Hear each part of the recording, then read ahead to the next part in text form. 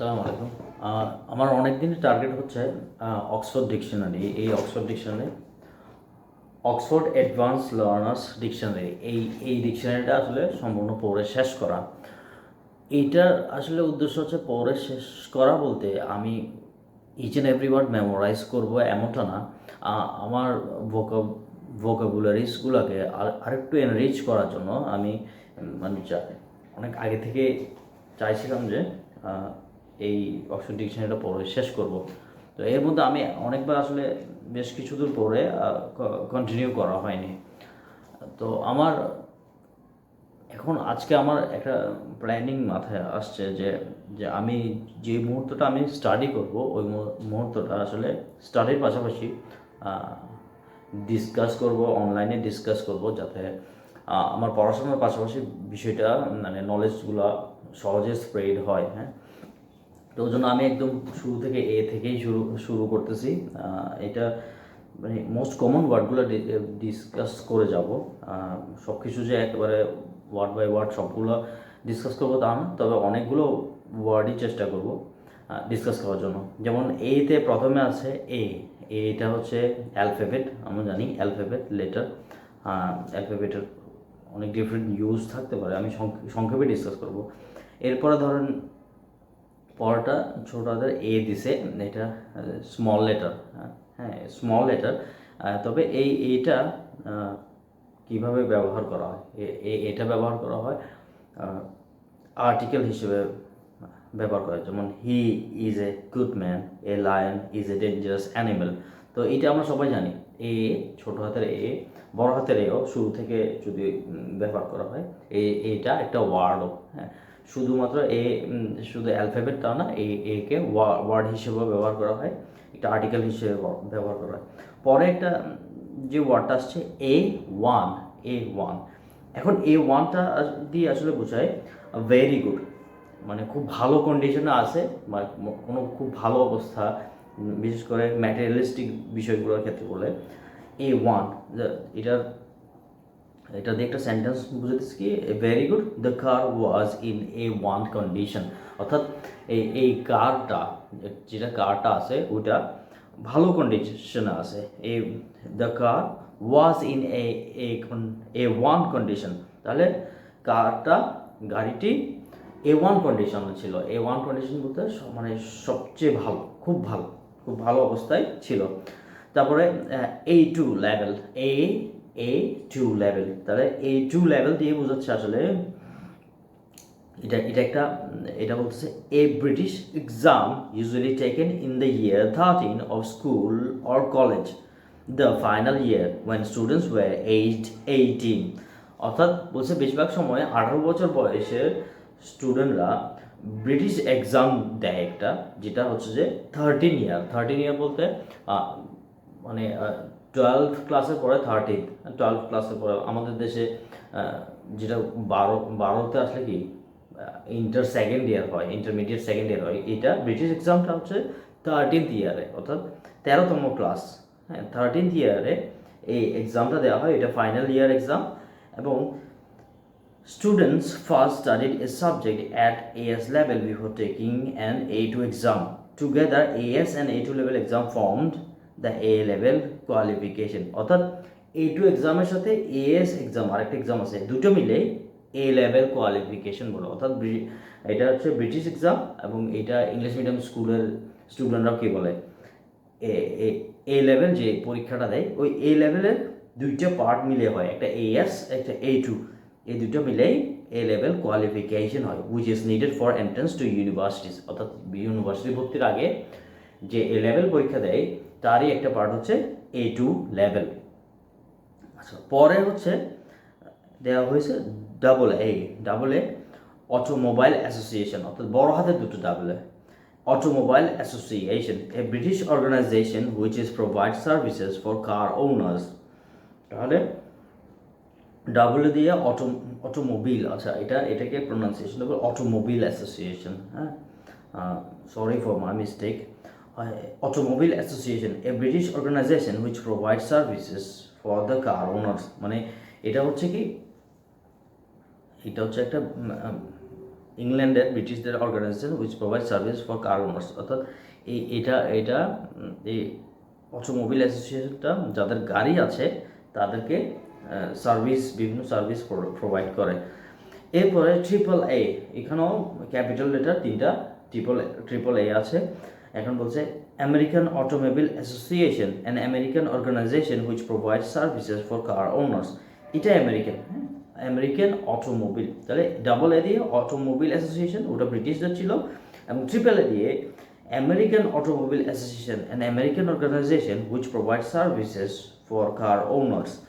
তাহলে এটা গাড়ির মালিকদেরকে,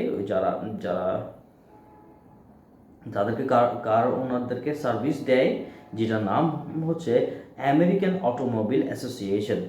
in the UK amateur athletic association. আর এই AAA দিয়ে আমেরিকায় বোঝায় কি আমেরিকান অটোমোবিল অ্যাসোসিয়েশন, যেটা গাড়ির মালিকদেরকে একটা সার্ভিস দেয় গাড়ির জন্য, হ্যাঁ।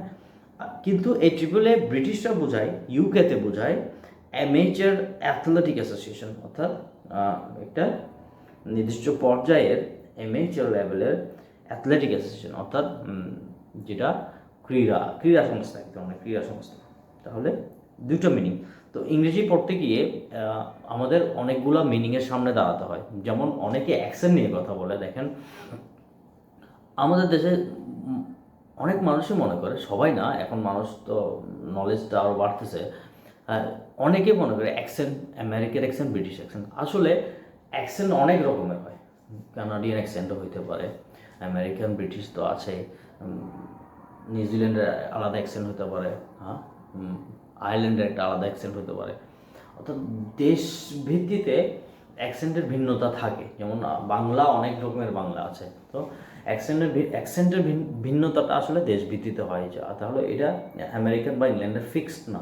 তবে হ্যাঁ, কেউ তার অ্যাকসেন্ট যত বেশি ইমপ্রুভ করতে পারে বা কোনো একটা স্পেসিফিক অ্যাকসেন্ট ফলো করতে পারে, তাহলে তার জন্য সেটা অনেক কল্যাণকর। যেমন ভালো অ্যাকসেন্ট থাকলে, যে আপনি ধরুন আমেরিকান অ্যাকসেন্টটা ভালোভাবে শিখছেন, এখন আমেরিকায় গিয়ে ভালো জব পাওয়ার অপরচুনিটিটা বেড়ে যায়, যে অ্যাকসেন্টের কারণে একটা আলাদা রেসপেক্ট ক্রিয়েট হয়। তবে নন নেটিভরা 100% অ্যাকসেন্ট ফলো করাটা কঠিন, কিন্তু এখন অনেককে দেখাচ্ছে আসলে 100% অ্যাকুরেট অ্যাকসেন্ট অনেকে শিখে ফেলে। এটা পরিশ্রমের ব্যাপার, এটা হচ্ছে কথা। তবে অ্যাকসেন্ট ফলো করা উচিত। তবে অ্যাকসেন্টের যে প্রোনাউন্সিয়েশন, মিনিং, এগুলোর দিকে নজর দেওয়া উচিত। যেমন ভোকাবুলারি লার্নিংটা, স্পিকিংটা ভালো করার জন্য অনেক বেশি কাজে আসে। এরপরের শব্দে চলে যায় A&E। এখানে A&E দিয়ে A&E, accident and emergency. Accident and ইমার্জেন্সিকে সংক্ষেপে বলছে A&E, অ্যাক্সিডেন্ট অ্যান্ড ইমার্জেন্সি বোঝাচ্ছে। এটা find a note at hospital. এটা হসপিটালে ফাইন্ড আ নোট হিসেবে থাকে। ধরুন কোনো হসপিটালে লেখা আছে A&E, সংক্ষেপে এটা আপনার বুঝে নিতে হবে যে accident and emergency. Completely accident and emergency পুরোপুরি না লিখে A&E লেখা আছে কোনো হসপিটালে, it's a find a note, and এটা হচ্ছে কি অ্যাক্সিডেন্ট অ্যান্ড ইমার্জেন্সি। পরেরটা A&R, এটা বলতেছে অ্যাব্রিভিয়েশন। A&R অ্যাব্রিভিয়েশন মানে হচ্ছে যে আসলে অ্যাব্রিভিয়েশন মানে সংক্ষেপে থাকে, হ্যাঁ, অ্যাব্রিভিয়েশন। এগুলো আমরা যেটা পড়তেছি, যে কোনো কিছু শুধু অ্যালফাবেট দিয়ে থাকলে বা শর্টকাটে থাকলে এটা অ্যাব্রিভিয়েশন। আর এটার ব্যাখ্যাটা যখন বলা হয়, এটাকে কি, অর্থাৎ মিনিংটা যখন বুঝিয়ে বলা হয়, তো এটা হচ্ছে ইলেবোরেশন, হ্যাঁ, বুঝিয়ে বলা।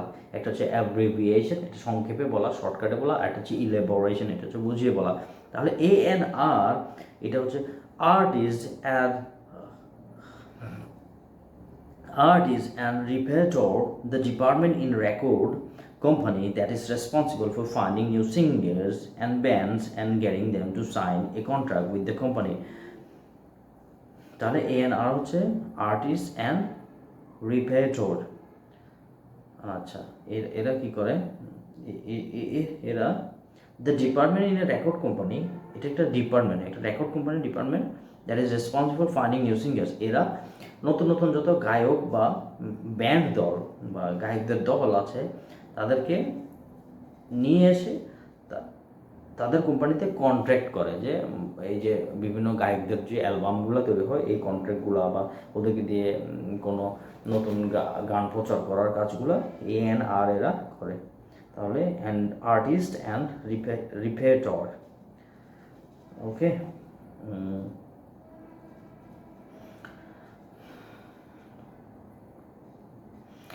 এরপরে পরের সেন্টেন্স হচ্ছে artwork. Artwork noun, an animal from southern Africa that has a long nose and tongue and that eats insects. এটা হচ্ছে artwork. Artwork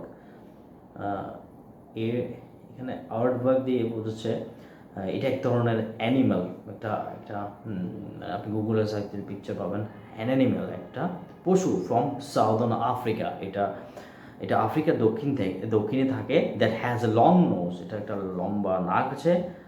and tongue that eats insect, এবং একটা জিহ্বা থাকে যেটা লম্বা, অর্থাৎ লম্বা নাকের সাথে জিহ্বাটাও কি মানে লম্বা থাকে, হ্যাঁ।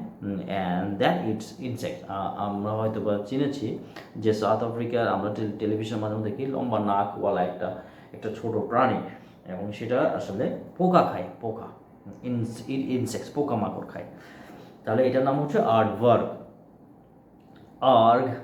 আর্গ হচ্ছে exclamation use to express fear. Erg এর পরটা হচ্ছে আর্গ, ARGH, আর্গ।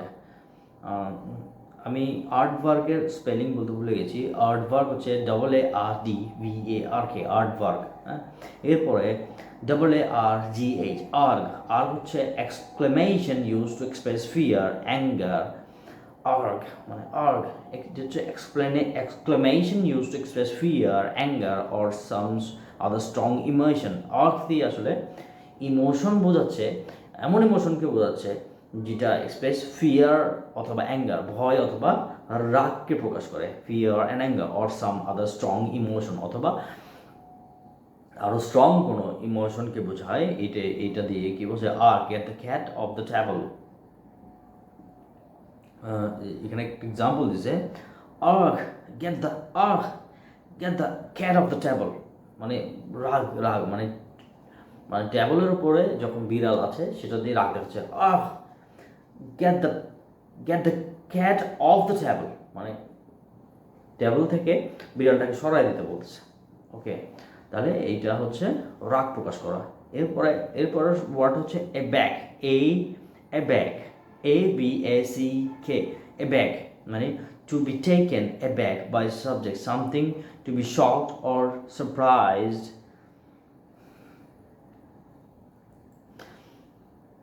aback, তাহলে aback হচ্ছে ABACK, এটা দিয়ে to be taken aback, এটা কি to be taken aback by subject অথবা something, মানে কারো দ্বারা পিছনে নিয়ে আসা, aback।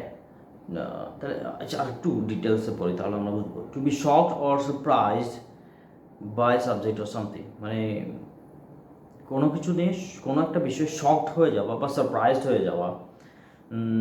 She was completely taken aback by this anger, মানে সে আসলে অ্যাব্যাক দিয়ে আসলে একটু মানে সারপ্রাইজ হয়ে বা শকড হয়ে, মানে কোনো কিছু থেকে বিরত হয়ে যাওয়াটাকে অনেকটা বোঝায়, যে মানে পিছনে চলে আসা বা বিরত হওয়া। তাহলে এটাকে এক্সাম্পল যে she was completely taken aback by his anger, মানে তার রাগের কারণে সে আসলে কমপ্লিটলি টেকেন অ্যাব্যাক, সম্পূর্ণ রূপে সে অবাক হয়ে গেল, সারপ্রাইজড হয়ে গেল, শকড হয়ে গেল।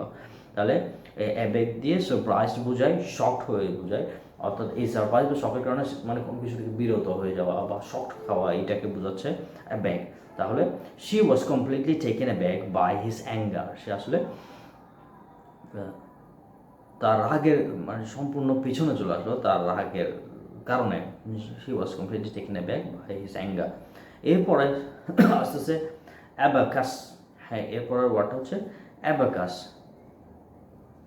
অ্যাবাকাস অর্থ ABACUS, অ্যাবাকাস। অ্যাবাকাস অর্থ a frame with small balls with slide along wires, it is used as tool or toy for counting.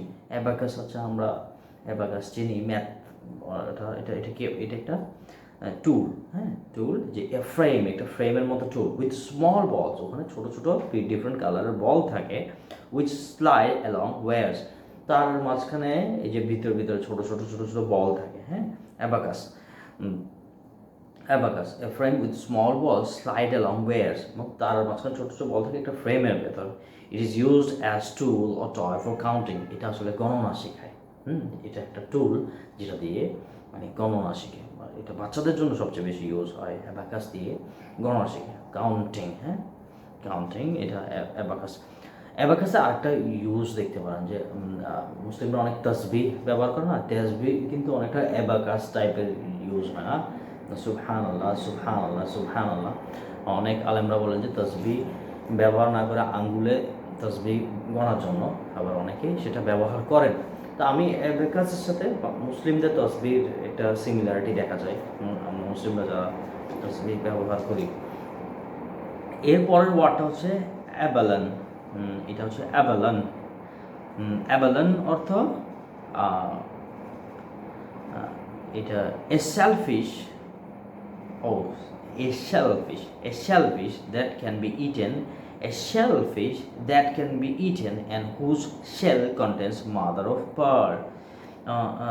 আচ্ছা, অ্যাবালান হচ্ছে যে এমন একটা মাছ যেটা শেলওয়ালা মাছ, এবং এটা কি করায়, এটা খাওয়া যায়, অ্যান্ড হুজ শেল কন্টেন্স, এবং যেটা শেলের ভিতরে থাকে কি খোলস, শেল মানে খোলস, খোলসের ভিতরে থাকে কন্টেন্স মাদার অফ পার্ল, তাহলে শেলের ভিতরে আসলে কি মুক্তা থাকে, তাহলে এটা হচ্ছে অ্যাবালান। ওকে, আমরা মনে হয় অ্যাবালানকে বাংলায় ঝিনুক বলি।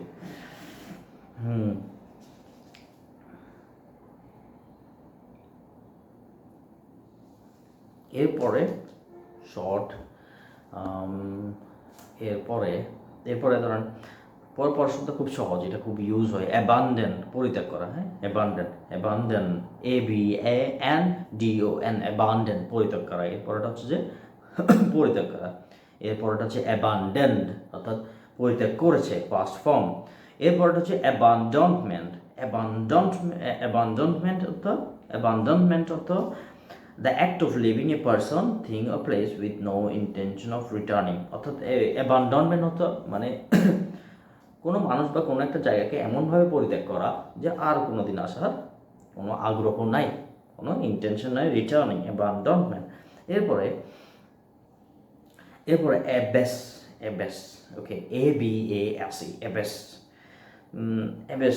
অ্যাবেস মানে yourself, to act in a way that shows that you accept subject's power over you. Abbess মানে তুমি এমন একটা ব্যবহার করলে, এমন একটা আচরণ করলে যেটা দিয়ে বোঝা যায় যে তুমি আরেকজনের পাওয়ারটা তোমার উপরে যে আছে।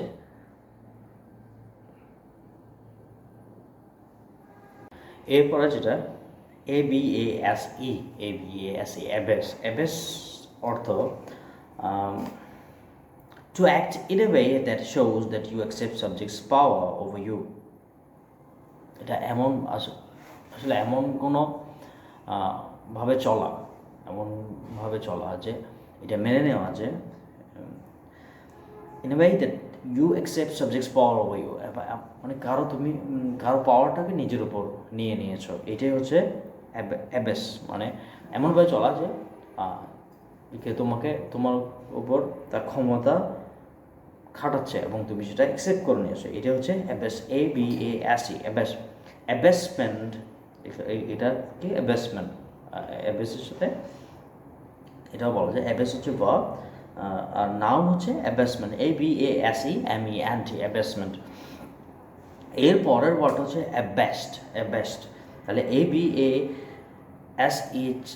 ABASHED, অ্যাবেস্ট অর্থ embarrassed and ashamed because of something that you have done, অর্থাৎ এমন কোনো কিছু করার কারণে লজ্জিত হওয়া বা নিজেকে খুব ছোট মনে করা, লজ্জিত হওয়া, এটাকেই বলে অ্যাবেস্ট, ABASHED, অ্যাবেস্ট, অর্থাৎ embarrassed and ashamed মানে একই তো লজ্জিত আর embarrassed, বিব্রত, because of something that you have done, এই কারণে যে তুমি আসলে এমন কিছু করেছো যেটার কারণে তুমি বিব্রত এবং লজ্জিত, অ্যাবেস্ট। তাহলে অ্যাবেস্ট ওকে। এরপর হচ্ছে অ্যাবেইট, ABAT, অ্যাবেইট। এখানে two become less strong, to make something less strong. তাহলে টু বিকাম লেস স্ট্রং মানে to become less strong, to make something less strong. The storm showed no signs. আচ্ছা, দুটোকে আলাদা করে বলছে। টু বিকাম লেস স্ট্রং অর্থাৎ অ্যাবেট মানে আসলে শক্তি কমে যাওয়া, to make something less strong বা কোনো কিছু শক্তি কমিয়ে ফেলা, abate, ABAT, abate. The storm showed no signs of abating. তাহলে ঝড় আসলে তার ক্ষমতা কমাচ্ছে বা শক্তি কমাচ্ছে এরকম কোনো সাইনই পাওয়া যাচ্ছে না। তাহলে কি বলা হলো abate, ABAT, abate, to become less strong, to make something less strong, আর শক্তি বা ক্ষমতা কমানো। The storm showed no signs of abating. তাহলে ঝড়টা শক্তি কমানোর কোনো চিহ্ন দেখাচ্ছে না। এরপরে অ্যাবেটর মানে ABATOIR, অ্যাবেটর অর্থ স্লটার হাউস, অর্থাৎ বাংলায় শুদ্ধ বাংলায় বলে কসাইখানা, যেখানে গরু বা অন্যান্য পশুকে বা ছাগল অন্যান্য পশু জবাই করা হয়, এটাকে স্লটার হাউস বলে। Slaughter house, abattoir, ABATOIR,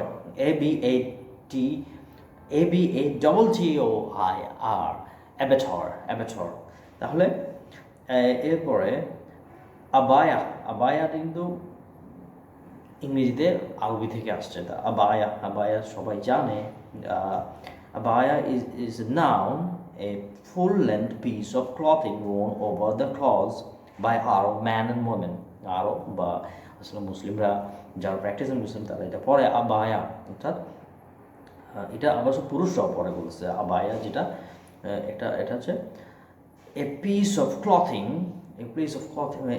clothing worn over other clothes, অর্থাৎ কাপড়ের উপরে আবার মানে পুরো মাথা থেকে পা পর্যন্ত ঢেকে দেওয়ার জন্য যে কাপড়টা পরে এটা হচ্ছে আবায়া, by Arab man and women, মানে আরব পুরুষ এবং মহিলারা পরে। এর পরেরটা আসলে বাংলা থেকে আসে ABBA, আব্বা।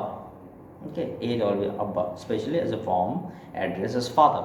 অর্থাৎ আসলে অনেক বাংলা ওয়ার্ডও কিন্তু ইংরেজিতে প্রবেশ করছে, অনেক হিন্দি ওয়ার্ডও ইংরেজিতে প্রবেশ করছে, যেমন অনেক হিন্দি ওয়ার্ডও কিন্তু ইংরেজিতে প্রবেশ করছে, যেমন আলু